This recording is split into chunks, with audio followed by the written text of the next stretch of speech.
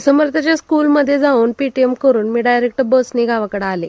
समर्थ तर काय स्कूल बसने आलता आणि लाडू तर सकाळी पप्पासोबत आला होता. आल्या आल्या पहिलं मी इथं माती उकरून घ्यायला लागले, कारण पिशव्या भरायसाठीच मी ह्या शनिवार रविवारी गावाकडे आले होते.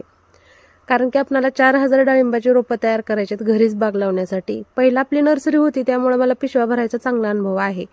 जेव्हा आम्ही गावाकडेच राहत होतो कोरोनाच्या अगोदर आणि समर्थ जन्माला, असं 5-7 वर्षांना इतकी जोरदार नर्सरी आपली चालू होती. पण कोरोनानंतर ना हळूहळू आम्ही कमी केलं, लोकांच्या बागा सुद्धा गेल्या. नवीन लागवड चालू झाली, पण आम्ही काही परत रोपं भरली नाही, कारण आमची सुद्धा बाग गेलेली होती. आता एक बाग सध्या आमची चालू आहे, पण आता नवीन रोपं घरीच तयार करायचं. खूप महाग भेटतात आणि चांगल्या क्वालिटीचे आपण घरच्या घरी करू शकतोय.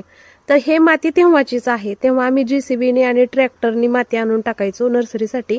तर हे त्यातलीच माती शिल्लक आहे आणि त्याच्याच आम्ही आता 4000 पिशव्या भरतोय. तर मी, समर्थ, राधा आणि नंदबाई आणि आहू सुद्धा आम्हाला मदत करणार आहेत. आणि मला, राधाला तर खूप चांगलं पिशव्या भरता येतं.